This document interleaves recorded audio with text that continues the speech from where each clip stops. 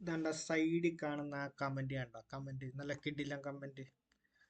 അപ്പം കമന്റ് ഇട്ട ചേട്ടനോട് നന്ദി അറിയിക്കുന്നു. ഇങ്ങനത്തെ നമുക്ക് പ്രയോജനപ്പെട്ട കമന്റുകളൊക്കെ ഇടുക. ഇതിപ്പോൾ ഞാൻ ഓരോ അതിനുള്ള മറുപടിയാണ്.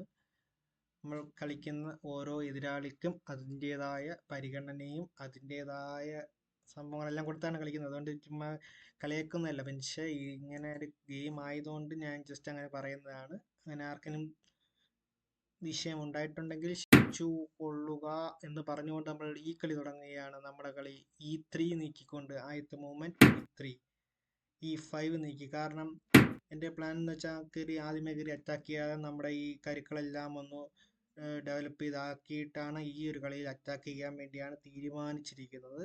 അതുകൊണ്ട് ഈ കളി നമുക്കൊന്ന് ഈ ഒരു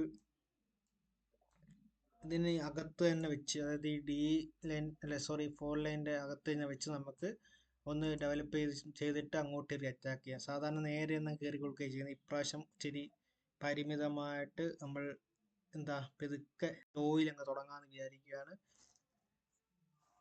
അപ്പോൾ ആദ്യത്തെ അവരും D6 കളിച്ചിട്ടുള്ള നമ്മൾ നൈറ്റിനെ ഇറക്കി ആദ്യം തന്നെ കണക്ഷൻ ചെയ്യാനുള്ള പരിപാടിയാണ്. അവരും നൈറ്റിനെ ഇറക്കി, നൈറ്റ് C6. ഇതിൽ ആൾക്കാർ ഇവിടെ വേക്കൻസി ഉണ്ടായിരുന്നു, ഇങ്ങോട്ടൊക്കെ ചെന്ന് ചാടി കയറി വരാനുള്ള സാഹചര്യങ്ങൾ ഉണ്ടായിരുന്നു. പക്ഷെ പുള്ളിക്കാരൻ എന്തുകൊണ്ടോ അങ്ങനെ ചെയ്യുന്നില്ല. നമ്മൾ ചെയ്യുന്ന പോലെ തന്നെ ആയിരിക്കും അവർ ചെയ്യുന്നത്. നമ്മളെന്തായാലും കണ്ടോ ഈ ഒരു മൂവ്മെന്റ് കണ്ടോ, കൂടുതൽ അറ്റാക്കിലേക്ക് പോകുന്നില്ല. ഇവിടെ ഇങ്ങനത്തെ മൂവ്മെന്റ് കളിച്ചുകൊണ്ട് നമ്മൾ തുടങ്ങുന്നു. Movement cast. നമ്മുടെ ആദ്യത്തെ സ്റ്റെപ്പ് എല്ലാം കഴിഞ്ഞിട്ടുണ്ട്. കണ്ടോ, നമ്മളെ D ലൈനിന് അപ്പുറത്തോട്ട് കിടന്നിട്ടേ ഇല്ല. അടുത്ത ഈ റൂക്കിനെ നമ്മൾ സെൻട്രലോട്ടാകുമ്പോൾ നമ്മുടെ ആദ്യത്തെ ഒരു ചടങ്ങ് കഴിയും. നമ്മൾ ആ ചടങ്ങ് കഴിച്ചിരിക്കുന്നു. ആദ്യത്തെ ഒരു രീതി. വേറൊരു കാര്യം മറന്നു, ഈ സൗണ്ട് ഇച്ചിരി കുറയ്ക്കണം. നമ്മുടെ കരുക്കൾ അങ്ങോട്ടും ഇങ്ങോട്ടും നീങ്ങുന്ന സൗണ്ട് അത് കുറേ പേര് കമൻറ്റുകളായിട്ട് രേഖപ്പെടുത്തുന്നുണ്ട്. ഞാൻ വിട്ടു പോകുന്നുണ്ട്. എല്ലാ കളിയിലും ഞാൻ മറന്നു. അതാണ് വീണ്ടും ആ ഒരു നീക്കങ്ങൾ ഉണ്ടാകുമ്പോഴുള്ള ശബ്ദം വീണ്ടും കേട്ടുകൊണ്ടിരിക്കുന്നത്. സോറി, ക്ഷമിക്കണം. ഈ കളി ഞാൻ ഇപ്പോൾ തന്നെ കുറച്ചിട്ടുണ്ട്, സൗണ്ട് ഞാൻ കുറച്ചിട്ടുണ്ട്. അതുപോലെ തന്നെ നമ്മുടെ എല്ലാ എതിരാളികളും പുലിക്കുട്ടികളും ചുണക്കുട്ടികളും പകുതി സബ്സ്ക്രൈബറുകൾ തന്നെയാണ് ഈ നമ്മുടെ എതിരാളിയായിട്ട് വരുന്നത്. അപ്പം നമ്മൾ അവരെ കുറ്റം പറയുന്നതായിട്ടൊന്നും പറയുന്നില്ല. ജസ്റ്റ് വീഡിയോയ്ക്ക് വേണ്ടി അങ്ങനെ ഇങ്ങനെയൊക്കെ പറയുന്നുണ്ട്. അപ്പം അങ്ങനെയുള്ളവർ നമ്മൾ ക്ഷമിക്കുക. ഇത്രയും പറഞ്ഞുകൊണ്ട് നമുക്ക് വീണ്ടും കളിയിലേക്ക് വരികയാണ്. ജസ്റ്റ് മൂവ്മെന്റ് E4, നമ്മുടെ ആദ്യത്തെ സ്റ്റെപ്പ്, ആദ്യത്തെ പടി നമ്മൾ ചവിട്ടിയിട്ടുണ്ട്. 3യിൽ നിന്നും നമ്മൾ 4ലോട്ട് കിടക്കുന്നു. പുള്ളിക്കാരൻ അറ്റാക്കിലേക്ക് കിടക്കുകയാണ്. ബിഷപ്പ് G4മായിട്ട് വന്നു. നൈറ്റ് അല്ലെങ്കിൽ ബിഷപ്പിനെ എടുക്കാനാണ്. ആദ്യത്തെ ഫാൾട്ട്, പുള്ളിയുടെ ആദ്യത്തെ മണ്ടത്തരം കാണിച്ചിരിക്കുന്നത്. ഇങ്ങനെ ഇവിടെ വെച്ച് വെക്കേണ്ട കാര്യമില്ല. എന്തുകൊണ്ടാണ് അങ്ങനെ ഒരു നീക്കിയെന്ന് അറിയാൻ വയ്യ. ജസ്റ്റ് വെട്ടണമായിരുന്നു.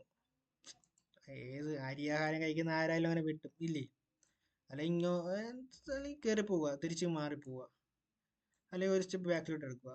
ഇത് ഇവിടെ വെച്ചിട്ട് എന്താണ് പുള്ളി ഉദ്ദേശിച്ചതെന്ന് അറിയില്ല. പക്ഷെ ടൈമിന്റെ വിഷയമുണ്ട് കേട്ടോ. ഒരു 51 സെക്കൻഡ് ഉള്ളൂ പുള്ളിക്ക്. നമ്മൾ ടൈം 60 സെക്കൻഡിന്റെ കളിയാണ് കളിക്കുക. അപ്പം എല്ലാം ചടപടേ എന്നാണ്. അതുകൊണ്ടുള്ള പ്രശ്നങ്ങളും കാണുമായിരിക്കും. എനിക്ക് 51 സെക്കൻഡ് ഇനി ബാലൻസ് ഉണ്ട്, പുള്ളിക്ക് 51 സെക്കൻഡ് ബാലൻസ് ഉണ്ട്. 1 മിനിറ്റിന്റെ കളിയാണ്, അതായത് 60 സെക്കൻഡിന്റെ കളിയാണ്. 50 സെക്കൻഡ് ഇനിയും ബാലൻസ് ഉണ്ട്. ഞാൻ ആ ചടങ്ങ് അങ്ങ് കംപ്ലീറ്റ് ചെയ്യുന്നു. ഞാൻ വെട്ടിയിട്ടുണ്ട്, ബിഷപ്പിനെ എടുത്തു. അടുത്ത മൂവ്മെന്റ് നൈറ്റിനെ ബാക്കിലോട്ട് എടുത്തു. എന്താണ് മൂവ്മെന്റ് എന്നറിയില്ല. ഞാൻ എന്തായാലും ബിഷപ്പിനെ കൊണ്ട് അറ്റാക്കിലേക്ക് കയറി വരുന്നു. നമ്മൾ ഓരോ മൂവ്മെന്റും സൂക്ഷ്മമായിട്ട് കളിക്കുകയാണ്. ഇപ്പൊ ഇതൊക്കെ സമയമെടുക്കുക വെച്ചാൽ 1 മിനിറ്റിനകത്തുള്ള സമയമെടുക്കും. വെട്ടിയിട്ടുണ്ട്, നൈറ്റിനെ വെട്ടി. നൈറ്റിനെ വെട്ടാനായിട്ട് കൊടുത്തതാണ്, പക്ഷെ ഞാൻ വേറൊരു കാര്യം മിസ്സാക്കി. അവിടെ നൈറ്റിനെ വെട്ടാനായിട്ട് കൊടുത്തത് എനിക്ക് ഒന്നുകൂടെ നോക്കാം. നൈറ്റിനെ അവിടെ വെട്ടാനായിട്ട് കൊടുത്തതെന്ന് വെച്ചാൽ ഈ ബിഷപ്പിന്റെ ഒരു പവർ അവിടെ ഉണ്ട്, ബിഷപ്പ് വെച്ച് വെട്ടാമല്ല എന്ന് വിചാരിച്ചാണ് നൈറ്റിനെ അവിടെ ഇട്ട് കൊടുത്തത്. പക്ഷെ സമയത്തിന്റെ പ്രശ്നം കാരണം ആദ്യത്തെ ബ്ലണ്ടർ ഞാൻ കാണിച്ചു. ഞാൻ അവിടെ മന്ത്രി എടുത്തോണ്ട്, എന്തിനാന്നോ മന്ത്രി എടുത്തോണ്ട് അവിടെ കൊണ്ടുവന്നു. മന്ത്രി അനാവശ്യമായിട്ട് അങ്ങോട്ട് കൊണ്ടുചെന്നു, ഒരാവശ്യവും ഇല്ലാതെ. അതുകൊണ്ട് തന്നെ പുള്ളിക്കാരൻ വെട്ടുമായിരിക്കും, വെട്ടിയില്ല. പുള്ളി അതിലും മണ്ടനാന്ന് തോന്നുന്നു. പക്ഷെ മണ്ടനല്ല കേട്ടോ. കാരണം ഈ മണ്ടൻ എന്നൊക്കെ പറഞ്ഞുകൊണ്ട് ഞാനും മണ്ടനായോണ്ടാണ് കേട്ടോ. ചിലര് നീ പൊട്ടനാണോടാ എന്ന് പറഞ്ഞ് കമന്റ് ഇട്ടവന്മാരും ഉണ്ട് ഇതിനകത്ത് കേട്ടോ. അതിനുള്ള മറുപടി അടുത്ത വീഡിയോ പറഞ്ഞുതരാം. നീ പൊട്ടനാണോടാ എന്ന് കമന്റ് ഇട്ടതിന്. പൊട്ടനും മണ്ടനും നമ്മൾ ഈ സോഷ്യൽ മീഡിയകളിലേക്ക് ചെല്ലുന്ന ആൾക്കാരല്ലേ. അപ്പൊ ഈ ഇതുപോലത്തെ കമന്റുകളൊക്കെ നമ്മൾ പ്രതീക്ഷിച്ച് തന്നെ ഇതിനകത്ത് തുടങ്ങിയേക്കുന്നത്. അതുകൊണ്ട് തന്നെ ധൈര്യമായിട്ട് കമന്റ് ചെയ്തോ. എന്ന് പറഞ്ഞ് തെറിയെന്ന് കയറി വിളിക്കല്ലേ. തെറി വിളിച്ചാൽ നമ്മൾ തംബ്ലൈനിൽ ഉൾപ്പെടുത്താം കേട്ടോ. പിന്നെ കുട്ടികളൊക്കെ കാണുന്നത് കൊണ്ട് തെറിവിളി അധികം ഒഴിവാക്കുക കേട്ടോ. കുട്ടികളുണ്ട് ഇതിനകത്ത്. ഇത് കാണാൻ, നമ്മുടെ വീഡിയോ കാണാൻ കുട്ടികൾ കാണുന്നുണ്ട് ഈ ചെസ് വീഡിയോസ്. ദെൻ ആദ്യത്തെ ബ്ലണ്ടർ കാണിച്ചിട്ടുണ്ട്. ഇപ്പൊ എന്റെ ബിഷപ്പിനെ എടുത്തോണ്ട് പോകും. പക്ഷെ കാര്യമില്ല. That is my trap. Trap ഒരുവിധം മനസ്സിലായി കാണുമെന്ന് അറിയാം. ഈ ഒരു മൂവ്മെന്റിൽ പുള്ളിക്കാരൻ നമുക്കെതിരെ കയറി കളിക്കുന്ന ആദ്യത്തെ ട്രാപ്പ് കണ്ടോ. മണ്ടത്തരം. ടൈമിന്റെ പ്രഷറാട്ടോ.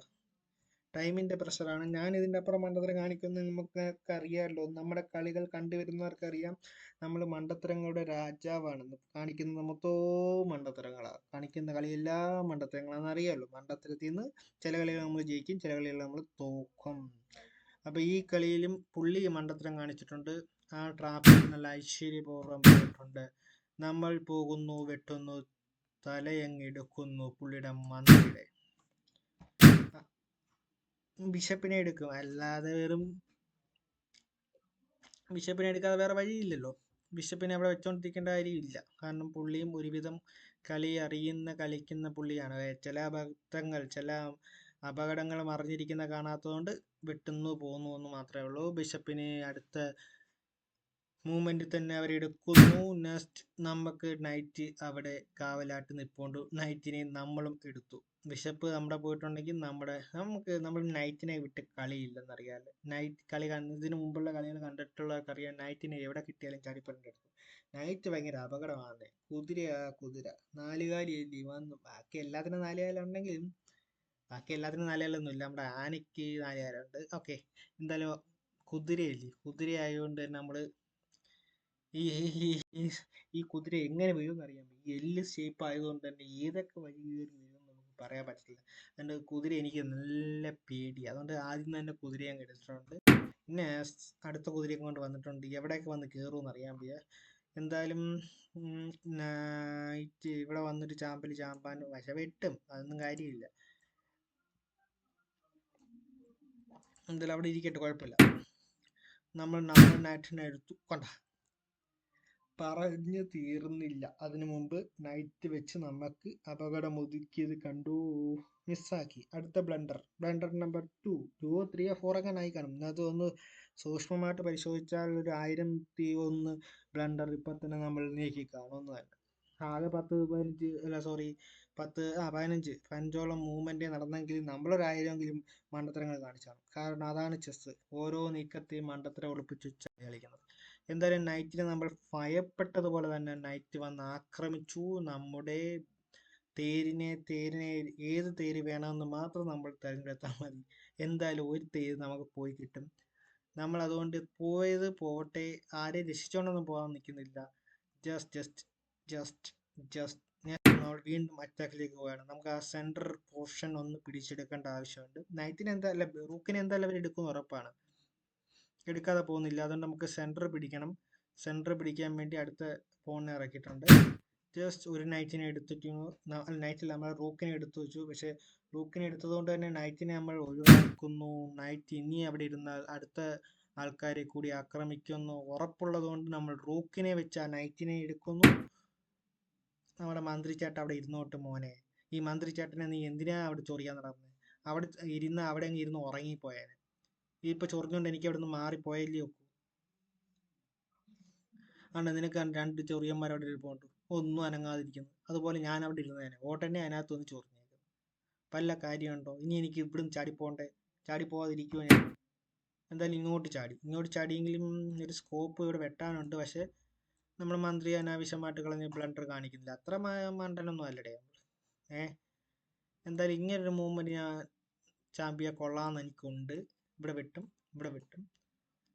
പിന്നെ അല്ലാതെ ഇതിലുള്ള കളികളൊക്കെ കളിക്കാം. അല്ലെങ്കിൽ പിന്നെ നൈറ്റിനെ വെച്ചിട്ട് ഇവിടെ കയറിയിട്ട് ഈ ഗ്യാപ്പിലോട്ട് കയറിയിട്ട് അവിടെ നിന്നാണ്ട് ഇവിടെ കയറി വന്നിട്ട് ഇവിടെ നിന്നൊരു അറ്റാക്ക്. അതൊരു നല്ലൊരു മൂവ്മെൻറ്റാണ്. ആ മൂവ്മെൻറ്റ് നല്ലതാണ്, കമൻറ്റ് ചെയ്യും. എന്തായാലും നമ്മളെ മാറ്റിയ ഉടനെ തന്നെ നമുക്കിട്ട് പണി തന്നിട്ടുണ്ട്.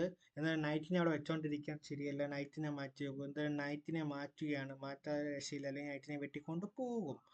എന്തായാലും നൈറ്റിനെ നമ്മൾ ഭദ്രമായിട്ട് മാറ്റാൻ പ്ലാൻ ചെയ്ത് അതേ റൂട്ടിൽ തന്നെ നമ്മൾ മാറ്റുന്നു. നെക്സ്റ്റ് ഒരു മൂവ്മെൻറ്റ് അവരും കൂടെ കളിച്ചായിരുന്നു. ഞാൻ അടുത്ത മൂവ്മെൻറ്റ് കയറി ചെക്ക് വിളിക്കും കേട്ടോ. അടുത്ത മൂവ്മെൻറ്റ് എന്തായാലും അവർ പോണിനെ മുന്നോട്ട് കൊണ്ടുവന്ന് ഇവിടെ കയറി മന്ത്രി എടുക്കാനാണ്. അത് നടക്കുന്ന കാര്യമല്ല മനസ്സേ. നീ വേറെ വല്ല ജോലി നോക്ക്. ഇവിടെ കയറി ഒന്ന് മന്ത്രി എടുക്കാൻ ഞാൻ സമ്മതിക്കില്ല. നമ്മുടെ റൂക്ക് കൊണ്ടിരിപ്പുണ്ട്. അതുപോലെ ഒരു സ്റ്റെപ്പ് കൊണ്ട് നീ മുന്നോട്ട് വന്നാൽ നിന്റെ തല ഞാൻ വിട്ടു, എൻ്റെ മന്ത്രിയെ കൊണ്ട്. ഒരു സ്റ്റെപ്പ് കൊണ്ട് നീ